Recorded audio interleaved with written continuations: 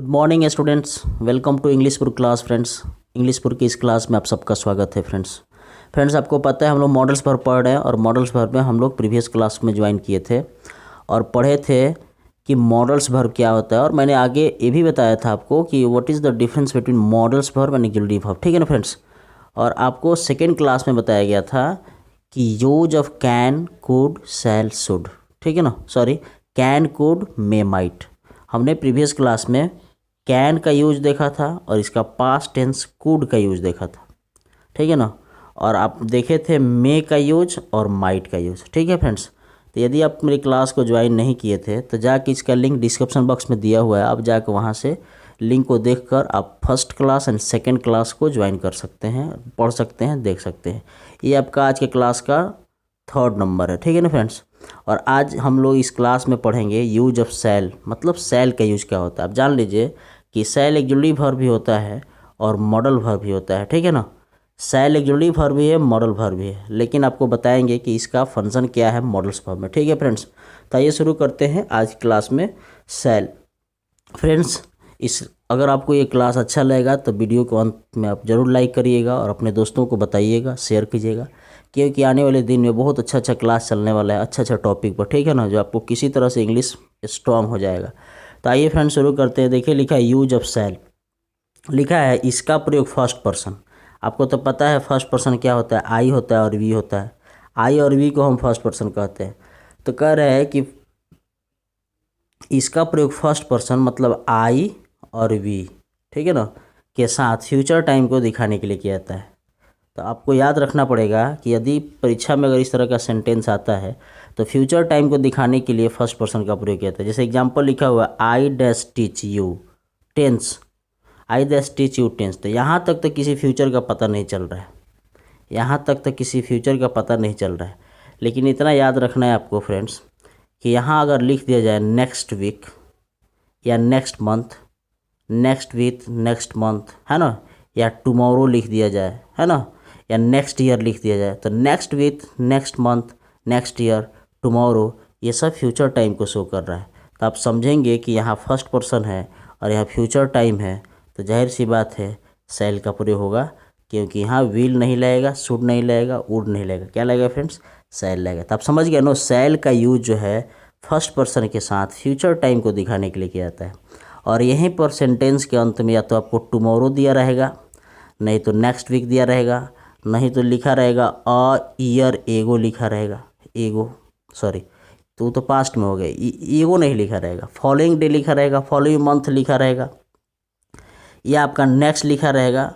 तो आपको याद रखना है, ठीक है फ्रेंड्स। तो आप समझ गए हैं कि शैल का प्रयोग फर्स्ट पर्सन के साथ फ्यूचर टाइम को दिखाने के लिए किया जाता है। तो इस तरह से आपका क्या हो जाएगा फ्रेंड्स, शैल हो जाएगा। अब आइए, अब क्या कहता है, जैसे दूसरा एग्जांपल लिखा है we dash go to market. अब देखिए टुमारो यहाँ फ्यूचर टाइम दिखा रहे हैं कि ना, यहाँ वी जो है फर्स्ट पर्सन है कि ना, तो यहाँ शुड नहीं होगा, वुड नहीं होगा, विल नहीं होगा, क्या होगा फ्रेंड्स, आपका हो जाएगा ऑप्शन नंबर डी हो जाएगा।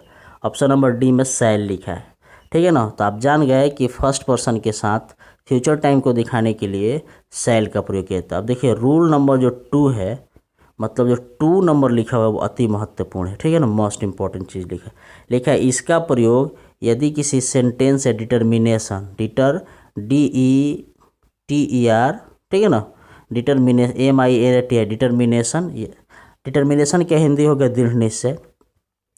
यह लिखा है थ्रेट, थ्रेट का मतलब होता है धमकी, ETC, ठीक है ना। मतलब यदि किसी सेंटेंस से धमकी का पता चले, डिटर्मिनेशन का पता चले, कोई लय या काम फिक्स है कर देंगे, तो आप याद रखना है, आपको याद रखना है कि शैल का यूज जो है हम सेकेंड पर्सन और थर्ड पर्सन के साथ करते हैं। किसके साथ करते हैं फ्रेंड्स, शैल का यूज हम सेकेंड पर्सन और थर्ड पर्सन के साथ करते हैं। आइए एग्जांपल देखते हैं।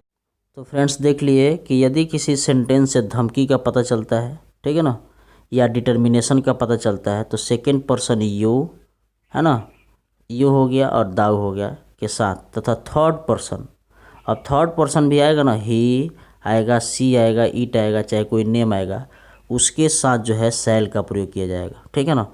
यदि किसी काम से लगता है, यदि किसी सेंटेंस से लगता है कि उस काम का होना निश्चित है, तो आप जो है शैल का प्रयोग जो है सिर्फ फर्स्ट पर्सन के साथ ही नहीं करेंगे, आप जो है शैल का प्रयोग फर्स्ट पर्सन के साथ तब करेंगे जब फ्यूचर टाइम को दिखाएगा, ठीक है ना। लेकिन वही अगर आपका सेंटेंस से डिटर्मिनेशन का पता चलता है या किसी काम का दृढ़ निश्चय का पता चलता है या आपका धमकी का पता चलता है, तो वहाँ हम सेकेंड पर्सन यू और third person he see it और कोई भी नेम आ जाएगा उसके साथ हम करते हैं। जब एग्जाम्पल देखिए लिखा हुआ है यहाँ सी डैश डिसमिस यू, तो सी जो है थर्ड पर्सन है डिसमिस, ठीक है ना। सी डैश डिसमिस यू, तो सी के साथ हम शैल का प्रयोग करेंगे क्योंकि वह आपको डिसमिस कर देगी, माने निलंबित कर देगी, धमकी दे रही है। डिसमिस का मतलब क्या होता है फ्रेंड्स? निलंबित कर देना, धमकी दे रही है, ठीक है ना। तो वहाँ थर्ड पर्सन के साथ शैल का प्रयोग हुआ। अब देखिए दूसरा एग्जाम्पल लिखा है you dash teach him a lesson. तो टीच अ लेसन का मतलब होता है, टीच अ लेसन का मतलब होता है सबक सिखाना, ठीक है ना। टीच हिम अ लेसन का मतलब हो गया सबक सिखाना। तो आप जान लीजिए कि यहाँ you dash teach him a lesson, तो वह तुम जो है धमकी दे रहे हो, तो यहाँ शैल का प्रयोग करेंगे, ठीक है ना फ्रेंड्स। अब देखिए थर्ड नंबर एग्जाम्पल लिखा है Raju dash not surrender himself before the police. माने राजू अपने आप को सरेंडर नहीं करेगा, आत्मसमर्पण नहीं करेगा, यह दृढ़ निश्चय है किसके सामने? पुलिस के सामने।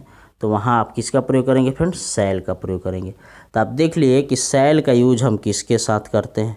पहला तो यूज करते हैं हम किसी फ्यूचर टाइम को दिखाने के लिए फर्स्ट पर्सन के साथ करते हैं, और दूसरा आप देख लिए कि हम यदि किसी सेंटेंस से डिटर्मिनेशन का पता चलता है, थ्रेड का पता चलता है, तो हम फर्स्ट पर्सन के साथ यूज ना करके हम सेकेंड पर्सन और थर्ड पर्सन के साथ करते हैं। चलिए फ्रेंड्स आगे हम देखते हैं आज की क्लास में आगे रूल क्या लिखा हुआ है। अब मॉडल्स नंबर कितना है? 6। अब आप देख लीजिए यूज ऑफ शुड हम लोग पढ़ने चल रहे हैं। याद रखना है जो भी क्लास चल रहा है बहुत इंपॉर्टेंट चल रहा है, आपको हर क्लास आपको इसी तरह से दिया जाएगा और इस क्लास को आप मिस नहीं कर सकते हैं। बहुत अच्छा हाथ का लिखा हुआ नोट्स है और बहुत सारे किताबों का निचोड़ चलेगा, ठीक है ना। तो इस नोट्स को पढ़ेंगे और अच्छा से पढ़ेंगे। लिखा हुआ है यूज ऑफ शुड। अब फर्स्ट यूज ऑफ शुड में ये में देखिए क्या लिखा है, इसका प्रयोग ड्यूटी, कर्तव्य, एडवाइस, सलाह देना, ठीक है ना, वाले सेंटेंस में किया जाता है। SENT का मतलब हुआ सेंटेंस। यदि किसी सेंटेंस से ड्यूटी का पता चलता है, एडवाइस का पता चलता है, तो हम किसका प्रयोग करते हैं फ्रेंड्स? शुड का प्रयोग करते हैं। जो एग्जाम्पल आपके सामने लिखा हुआ है बहुत बार आया है परीक्षा में, बिहार बोर्ड के एग्जाम में, +2 एग्जाम में बहुत बार आया है। जैसे लिखा है you dash love your country, तो ये आपका क्या है? ड्यूटी है, तो you should love your country.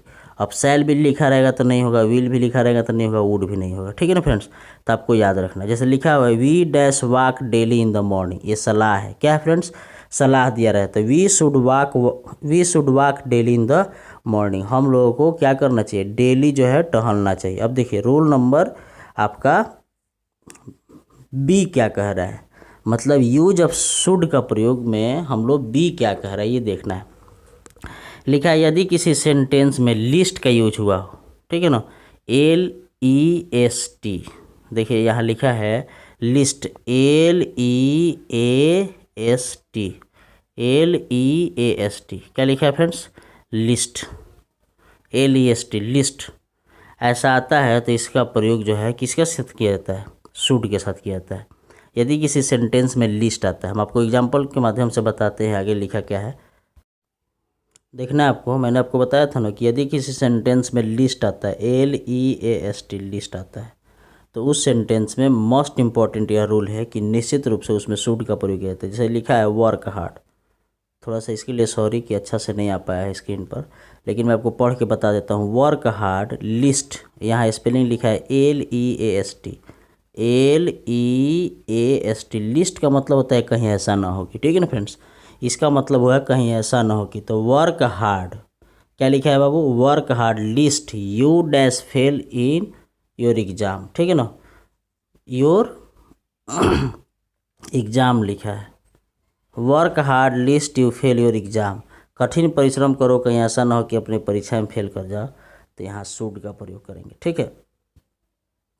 देखिए यहाँ लिखा है मेक हेस्ट, जल्दी करो लिस्ट, लिस्ट का थोड़ा स्पेलिंग मिस्टेक हो गया है, LEAST लिखेंगे। List you dash miss the train, तो यहाँ आप शुड का प्रयोग करेंगे, माने जल्दी करो, यहाँ कठिन परिश्रम करो कहीं ऐसा ना हो कि परीक्षा में फेल कर जाओ, यहाँ है जल्दी करो कहीं ऐसा ना हो कि ट्रेन छूट जाए।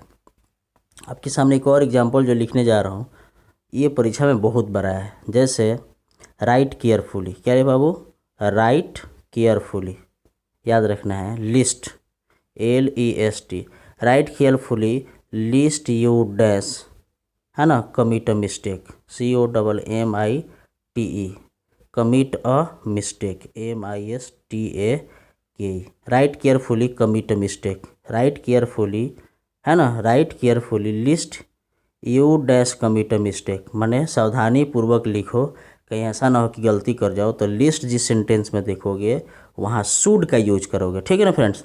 यदि किसी सेंटेंस में आप लिस्ट देख लेते हैं तो आप उस सेंटेंस में किसका प्रयोग करेंगे फ्रेंड्स, शुड का प्रयोग करेंगे। इतना याद रखना है, किसका प्रयोग करना है, शुड का प्रयोग करना है।